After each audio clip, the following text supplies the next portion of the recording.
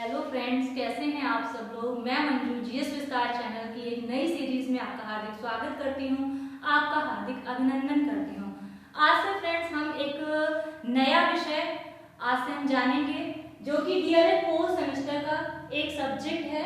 ठीक है, DElEd fourth semester में एक सब्जेक्ट है जिसका नाम है शैक्षिक प्रबंधन एवं प्रशासन। शैक्षिक प्रबंधन एवं प्रशासन, उसमें से जो हमारा आज का विषय वस्तु है वो है संस्थागत नियोजन एवं प्रबंधन का अर्थ, आवश्यकता एवं महत्व, जिसमें से आज हम जान लेंगे कि संस्थागत नियोजन एवं प्रबंधन का अर्थ क्या है। ठीक है, इसको हम पूरी विस्तृत रूप से चर्चा करेंगे आज के हम इस लेक्चर में। तो आज की क्लास हम स्टार्ट करते हैं। सबसे पहले हम नियोजन की बात करते हैं।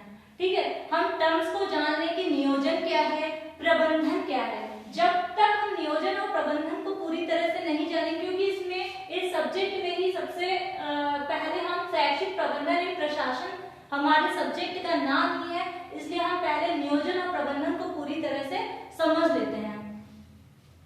तो नियोजन यानी कि पूर्व निश्चित लक्ष्यों की प्राप्ति के लिए, ठीक है, पूर्व निश्चित लक्ष्यों की प्राप्ति के लिए तथा भविष्य में किए जाने वाले कार्यों के लिए योजना का निर्माण करना। यानी कि कहने का मतलब है कि जो भी हमारे पहले से लक्ष्य निर्धारित हैं, हमें पता है कि हमें क्या काम करना है। ठीक है, जैसे कि हमारा काम है, एक स्कूल है, आप एग्जांपल के तौर पे ये स्कूल ले लीजिए, स्कूल ले लीजिए। हम सारा एग्जांपल स्कूल को लेके समझाएंगे। स्कूल में क्या होते हैं, बहुत सारे कर्मचारी होते हैं। ठीक है, सबका अपना अपना अलग अलग काम होता है। ठीक है, यहीं पे क्या होता है कि बहुत सारे टीचर्स होते हैं, प्रधानाध्यापक भी होते हैं, सहायक अध्यापक होते हैं, ठीक है, रसोइया होती हैं, मीन्स बहुत सारे लोग होते हैं, कर्मचारी होते हैं और सबका अपना अपना काम होता है। ठीक है, और हम स्कूल का जो लक्ष्य है वो बच्चों को पढ़ाना है। ठीक है, एक सफल नागरिक बनाना है, ये क्या है, स्कूल का लक्ष्य है। तो क्या कह रहे हैं कि पूर्व निश्चित लक्ष्यों की प्राप्ति के लिए स्कूल का लक्ष्य पता है कि बच्चों को क्या करना है, एक सफल नागरिक बनाना है, ये हमारा पहले से निर्धारित लक्ष्य है। और इस लक्ष्य को प्राप्त करने के लिए भविष्य में किए जाने वाले कार्यों के लिए, और हमें क्या करना है, भविष्य हमें बच्चों को पढ़ाना है, किस टाइप से पढ़ाना है। ठीक है, उनको शिक्षित करने के लिए, बालकों को शिक्षित करने के लिए हमें क्या करना पड़ता है, कार्य योजना का निर्माण करना पड़ता है। ठीक है, कार्य योजना का निर्माण करने की जो प्रक्रिया है वो नियोजन कहलाती है। कहने का तात्पर्य यह है कि जो हमारे निश्चित लक्ष्य हैं, जिन तक हमें पहुंचना है, उनके लिए व्यवस्थित रूप से अगर हम कार्यों को पहले से ही क्या कर लें, उन कार्यों को जो हमें भविष्य में करने हैं कार्य, उनको हम पहले से ही योजनाबद्ध तरीके से तैयार कर लें। ठीक है, उसी चीज को हम बोलेंगे नियोजन। ठीक है, नियोजन यानी कहने का मतलब है कि पूर्व निश्चित लक्ष्यों की प्राप्ति के लिए पहले से जो निर्धारित लक्ष्य हैं, उनकी प्राप्ति के लिए भविष्य में किए जाने वाले कार्यों के लिए, अब उन लक्ष्य को प्राप्त करने के लिए हमें क्या करना है, कार्य करने पड़ेंगे। और कार्यों के लिए अगर हम योजना का निर्माण कर लें, ठीक है, जो भी कार्य करने हैं लक्ष्य को प्राप्त करने के लिए, अगर हम उन लक्ष्यों की प्राप्ति के लिए जो भी कार्य करने हैं, अगर उनके लिए हम योजना का निर्माण कर लेते हैं, तो उसी प्रक्रिया को हम क्या कहते हैं, नियोजन कहते हैं। ठीक है, आपको पता है कि आपको एग्जाम क्वालिफाई करना है, कोई भी कॉम्पिटिटिव लेवल का एग्जाम हो। ठीक है, आपको पता है कि हमें ये हमारा ये लक्ष्य है, भविष्य में हमें ये प्राप्त करना है। उस भविष्य में प्राप्त करने वाले लक्ष्य के लिए आप क्या करते हैं, आप अपनी योजना बनाते हैं कि हमें क्या क्या सिलेबस पढ़ना है, कौन सी बुक से पढ़ना है, ठीक है, कितने समय में पढ़ना है, आपको अपनी टाइम टेबल बनानी है। ठीक है, सब कुछ जो भी आपने योजना तैयार कर ली, उसी को हम क्या बोलेंगे, उसी को हम नियोजन कहते हैं। ठीक है, इसको एक सिंपल लैंग्वेज इसको क्या बोलते हैं, नियोजन कहते हैं। इसी में हम दूसरे उसमें शब्दों में देख लेते हैं कि कार्यों की श्रृंखला का अग्रिम निर्धारण, जो हमने कार्य, बहुत सारे कार्य करने हैं, उनकी एक श्रृंखला है, बहुत सारे कार्य करने हैं, उनकी श्रृंखला है। अगर हम उनको पहले से ही निर्धारित कर लेते हैं, अग्रिम निर्धारण, जिसके द्वारा निश्चित परिणाम तक हम पहुंच सके। ठीक है, जिसके द्वारा हम निश्चित परिणाम को हम प्राप्त कर सके, पहले से ही योजना बना ली। ठीक है, जिसके द्वारा इन योजना के द्वारा ही हम क्या करेंगे, उस परिणाम तक पहुंच सकते हैं। इसी को हम क्या बोलते हैं, नियोजन बोलते हैं। समझ में आ गया होगा कि नियोजन क्या है, लक्ष्यों तक पहुंचने के लिए पहले से ही कार्यों का योजना बना लेना, यही क्या कहलाती है, नियोजन कहलाती है। आप कोई भी कार्य करिए, घर को चलाने के लिए भी आप क्या करते हैं, योजना बनाते हैं। अगर ये किस लिए आवश्यक है, पहले से ही अगर आप योजना बना लेते हैं तो किसी भी कार्य का संचालन जो होता है बहुत ही आसान हो जाता है। ठीक है, इसकी आवश्यकता क्यों पड़ी, किसी भी कार्य का, किसी भी संगठन का अगर संचालन करना है, उस संचालन को बहुत ही सफल बनाना है, तो सफल संचालन के लिए अगर हम नियोजन और प्रबंधन कर लेते हैं तो वो क्या होता है, सफल संचालन हो जाता है। फिर प्रबंधन की अब हम बात करते हैं। आपने नियोजन समझ लिया, अब हम प्रबंधन की बात करते हैं। ठीक है, प्रबंधन क्या है, किसी कार्य को संबंधित व्यक्तियों के द्वारा पारस्परिक सहयोग से कुशलता पूर्वक संपन्न करने की प्रक्रिया, ये क्या कहलाती है, प्रबंधन कहलाती है। यानी कि किसी कार्य को, हमें पता है कि हमें स्कूल में क्या करना है, बच्चों को एक सफल नागरिक बनाने के लिए कार्य करना है।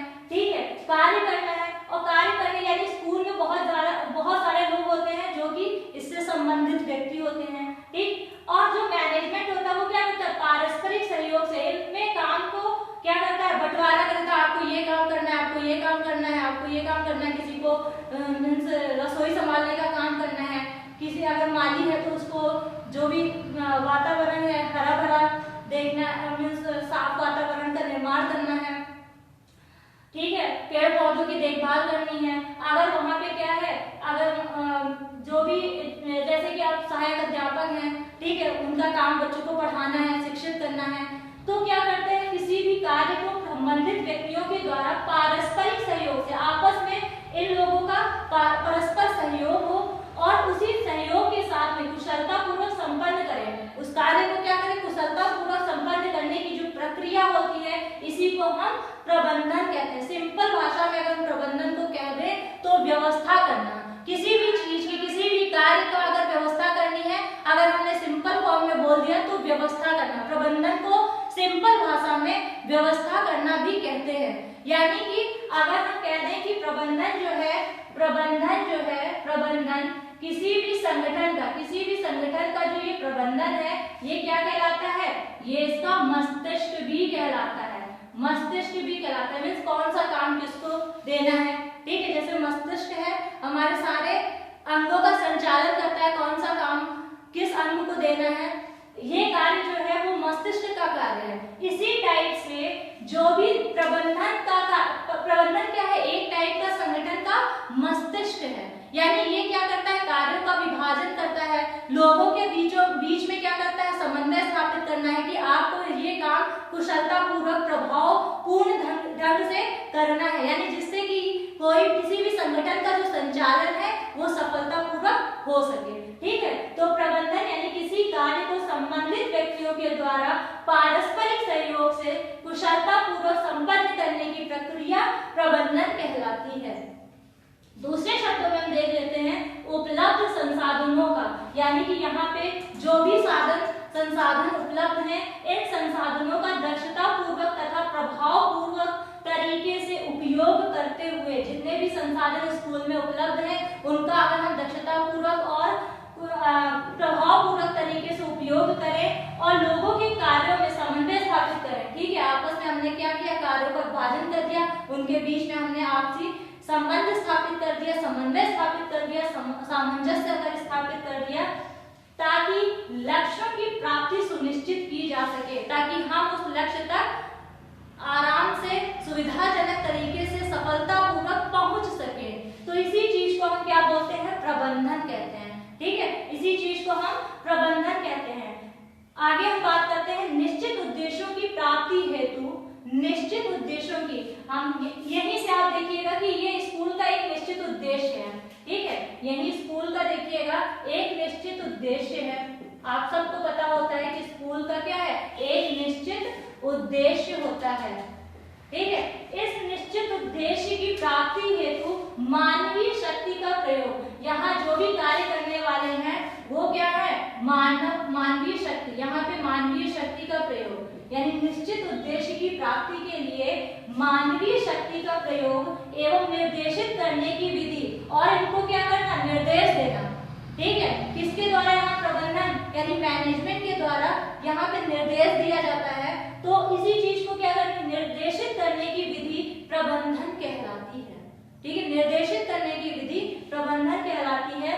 तो निश्चित उद्देश्यों की प्राप्ति के लिए मानवीय शक्ति का प्रयोग एवं निर्देशित करने की विधि, मानवीय शक्ति का प्रयोग एवं इन्हें क्या करना, निर्देशित करने की विधि प्रबंधन कहलाती है। आशा करती हूँ कि आपको समझ में आया होगा। तो निश्चित उद्देश्यों की प्राप्ति हेतु मानवीय शक्ति का प्रयोग एवं निर्देशित करने की विधि प्रबंधन कहलाती है। प्रबंधन जो है वो स्वयं कार्य नहीं करता। ठीक है, प्रबंधन स्वयं कार्य नहीं करता, वरन संगठन के उद्देश्यों को प्राप्त करने के लिए, जो संगठन का उद्देश्य है इसको प्राप्त करने के लिए सभी कार्यकर्ता को, जितने भी यहाँ पे कार्यकर्ता हैं यानी निश्चित उद्देश्य को प्राप्त करने के लिए सभी कार्यकर्ता को कार्य करने और समन्वय के लिए और उनके बीच में समन्वय स्थापित करने के लिए प्रेरित करता है। प्रबंधन का कार्य क्या है, प्रबंधन स्वयं कार्य नहीं करता।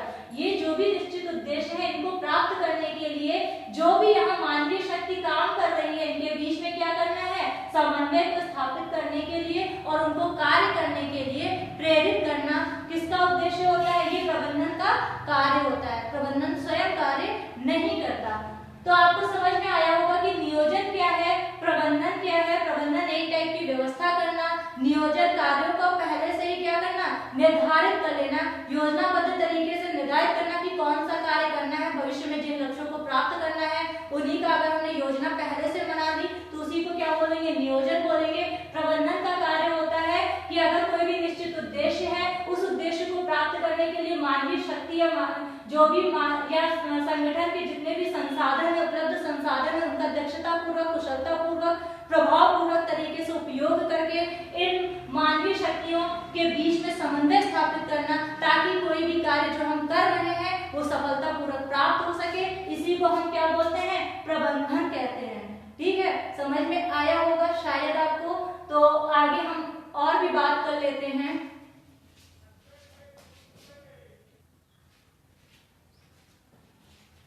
अब हम आगे बात करते हैं। अभी तक हमने क्या जाना, नियोजन के विषय में जाना, प्रबंधन के विषय में जाना। और जो नियोजन और प्रबंधन है वे एक दूसरे के पूरक हैं, वे एक दूसरे के पूरक हैं। अगर आपने क्या किया, नियोजन तो कर लिया लेकिन उसका कोई प्रबंधन नहीं है तो क्या किसी भी उद्देश्य को सफलतापूर्वक आप प्राप्त कर सकते हैं, नहीं कर सकते हैं। यानी कि अगर आपने प्रबंधन आपके पास अच्छा है लेकिन उसकी कोई योजना नहीं है, आपने किसी भी प्रकार की कोई भी योजना नहीं बनाई है, ठीक है, कोई भी आपको निश्चित उद्देश्य तक पहुंचना है, लक्ष्य तक पहुंचना है और आपने उसका कोई भी क्या किया, अगर उसकी योजना नहीं बनाई है तो क्या करेंगे, ये प्रबंधन होते हुए भी कोई भी कार्य सफल नहीं हो सकता है। कहने का तात्पर्य है कि नियोजन और प्रबंधन एक दूसरे के पूरक है, यानी दोनों एक दूसरे पे डिपेंडेंट है। अगर आपको कोई भी उद्देश्य सफलतापूर्वक प्राप्त करना है, किसी भी उद्देश्य तक आपको सफलतापूर्वक पहुंचना है तो आपको क्या करना होगा, नियोजन के साथ साथ में उसका उचित प्रबंधन भी जरूरी है। यानी नियोजन के साथ में क्या जरूरी है, उचित प्रबंधन जरूरी है। फिर हम आगे बात करते हैं कि समाज में बहुत सारे ऐसे कार्य हैं जिसके संचालन के लिए बहुत सारी संस्थाएं कार्य करती हैं। बहुत सारे क्या है, समाज में बहुत सारे ऐसे कार्य हैं जिनके संचालन के लिए बहुत सारी संस्थाएं वर्क करती हैं और उन संस्थाओं का कुछ न कुछ निश्चित उद्देश्य है जिसकी पूर्ति के लिए वे क्या करती हैं, कार्य करती हैं। ठीक है, बहुत सारी कंपनीज हैं, प्रोडक्शन कंपनीज हैं, ठीक है, वो क्या करती हैं, किसी भी प्रोडक्ट का उत्पादन करती हैं, उनका भी कोई टारगेट है। ठीक, और क्या है, जैसे कि L&T कंपनी आप देख रहे होंगे, भवन निर्माण का कार्य उसका प्रोजेक्ट है। ठीक है, तो इनका भी क्या, हर एक संस्था अपने कार्य को सफल बनाने के लिए, ठीक है, अपने उद्देश्य तक पहुंचने के लिए, प्रगति के लिए, विकास के लिए क्या कर रही है, वो अपने कार्य करती है। बहुत सारी संस्थाएं हैं, उनका क्या है, उद्देश्य है जिनको प्राप्त करना चाहती है। ठीक है, वही संस्थाएं अपने उद्देश्य को नियोजन करती हैं और प्रबंधन करती हैं। इसी के द्वारा जब वो नियोजन और क्या करती हैं, प्रबंधन करती हैं, तो नियोजन और प्रबंधन के द्वारा ही वे क्या करती हैं, सफल संचालन भी कर सकती हैं।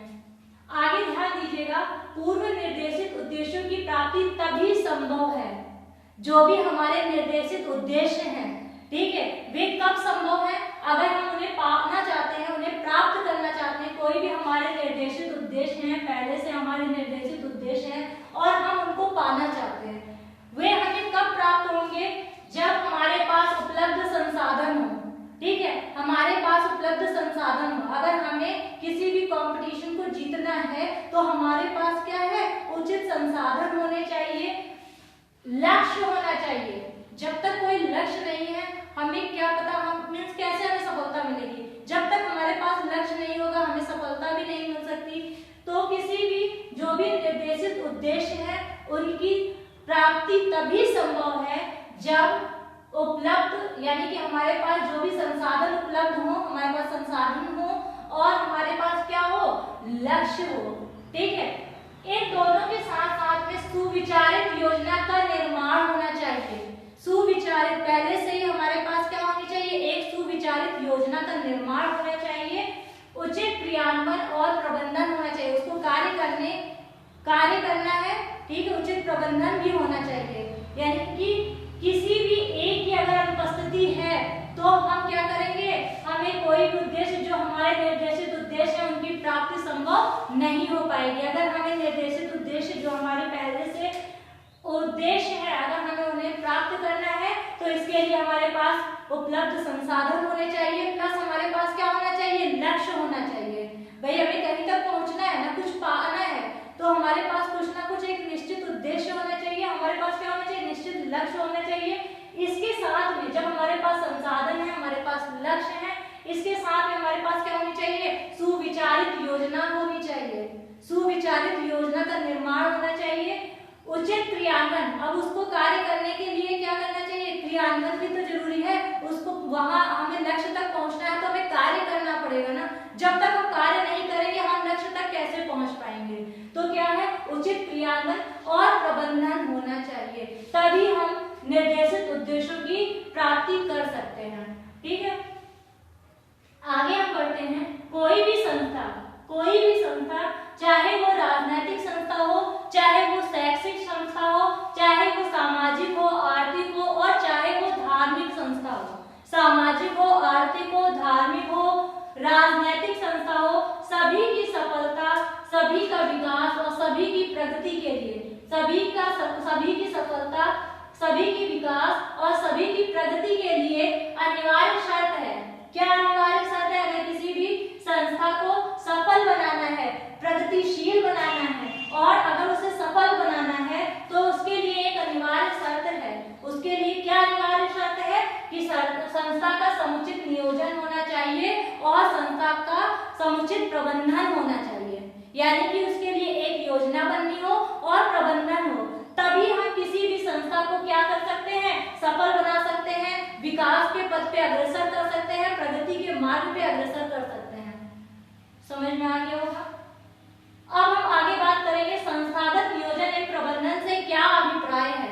संस्थागत नियोजन एवं प्रबंधन से क्या अभिप्राय है, तो ध्यान दीजिएगा, किसी भी संगठन या संस्था द्वारा, किसी भी संगठन, कोई भी संगठन है, जैसे स्कूल हमने लिया था, किसी भी संगठन या संस्था द्वारा अपने विकास प्लस लक्ष्यों की पूर्ति के लिए इसको क्या करना है, अपने स्कूल का विकास करना है, प्लस इसके पास लक्ष्य है यानी कि सफल नागरिक बनाना, बच्चों को सफल नागरिक बनाना, ये इसका लक्ष्य है और इसको अपना विकास भी करना है, ठीक है, विकास करना है। तो किसी भी संस्था या संगठन द्वारा अपने विकास प्लस लक्ष्यों की पूर्ति के लिए योजना बनाना, यानी इन लक्ष्यों तक पहुंचने के लिए जो इसके लक्ष्य हैं, इन लक्ष्यों को प्राप्त करना है, अपने संस्था को विकास के मार्ग पे अग्रसर करना है, तो इसके लिए क्या करना है, योजना बनाना प्लस बेहतर क्रियान्वयन करना, ठीक है, बेहतर क्रियान्वयन करना और साथ में योजना बनाना, क्रियान्वयन करना, साथ में सामूहिक रूप से सतत प्रयास करना, मिलजुल के सभी लोगों का सामूहिक रूप से से सतत प्रयास भी जरूरी है। अगर आपको किसी भी संस्था को विकासशील बनाना है, लक्ष्यों तक पहुंचना है, तो क्या करना पड़ेगा? लक्ष्यों तक पहुंचना है तो एक योजना बनानी पड़ेगी, ठीक है, बेहतर क्रियान्वयन करना पड़ेगा और सभी लोगों का सामूहिक रूप से सतत प्रयास करना आवश्यक है। तभी आपकी संस्था, जो भी आपने संस्था का नियोजन और प्रबंधन किया है, उसका जो भी कार्य है, जो भी लक्ष्य है, वे आपको सफलतापूर्वक प्राप्त हो सकेंगे, ठीक है। अगर आपके पास में क्या किया, आपने नियोजन बना लिया लेकिन प्रबंधन नहीं किया, तो भी किसी भी लक्ष्य तक पहुंचना क्या है, टफ हो जाएगा, ठीक है। तो यानी इसी वजह से कहा गया है कि नियोजन और प्रबंधन एक दूसरे के पूरक हैं। क्वेश्चन पूछ सकता है कि क्या नियोजन और प्रबंधन एक दूसरे के पूरक हैं? तो हाँ, नियोजन और प्रबंधन एक दूसरे के पूरक हैं। संस्थागत नियोजन और प्रबंधन जो है वो राष्ट्र के विकास में मील का पत्थर साबित हुआ है, ठीक है, मील का पत्थर है और राष्ट्र की प्रगति का भविष्यगत द्योतक भी है। राष्ट्र की प्रगति का भविष्यगत द्योतक भी है। एक चीज और ध्यान दीजिएगा कि किसी भी शैक्षिक संस्था अपनी आवश्यकता की पूर्ति के लिए, अगर किसी भी शैक्षिक संस्था है, अगर उसे अपनी आवश्यकताओं की पूर्ति, यानी कि आवश्यकताओं की जो पूर्ति है और भविष्य में होने वाले साधनों के आधार पे उसे क्या करना है, अपनी आवश्यकताओं की पूर्ति करनी है, ठीक है। कोई भी शैक्षिक संस्था है, अगर वो अपनी आवश्यकताओं की पूर्ति करना चाहती है, भविष्य में प्राप्त होने वाले साधनों के आधार पे, अगर वो सुधार और विकास की दृष्टिकोण से, ठीक है, भविष्य में जो भी प्राप्त होने वाले साधन है, संसाधन है, उनके आधार पे और प्लस सुधार और विकास की दृष्टिकोण से जो भी उसे सुधार करने हैं, अपनी संस्था में विकास चाहिए, उसको बिल्कुल बेस में रखते हुए, उसको आधार में मानते हुए अगर कोई भी योजना बनाए तो क्या होगी, वो सफल योजना हो जाएगी, यानी कि उस योजना को सफलता मिल जाएगी। तो कहने का तात्पर्य है कि शैक्षिक संस्था अपनी आवश्यकताओं की पूर्ति के लिए, कोई भी शैक्षिक संस्था है, अगर वो अपनी आवश्यकताओं की पूर्ति चाहती है, तो भविष्य में जो भी संसाधन प्राप्त होने वाले संसाधन है, उनके आधार पे और सुधार प्लस विकास की दृष्टिकोण से क्या क्या सुधार किए जा सकते हैं, क्या क्या विकास है, उसको दृष्टि में रखते हुए जो भी योजना बनाई जाती है, वो क्या कहलाती है, संस्थागत नियोजन कहलाती है। संस्थागत नियोजन से तात्पर्य, अगर पूछा जाए कि संस्थागत नियोजन से क्या तात्पर्य है, तो आप लिख सकते हैं कि शैक्षिक संस्था द्वारा अपनी आवश्यकता की पूर्ति हेतु भविष्य में प्राप्त होने वाले साधनों के आधार पे सुधार और विकास की दृष्टिकोण से बनाई गई योजना संस्थागत नियोजन कहलाती है। बनाई गई योजना, संस्था के द्वारा जो योजना बनाई जा रही है, वही क्या कहलाएगी, संस्थागत नियोजन कहलाएगी।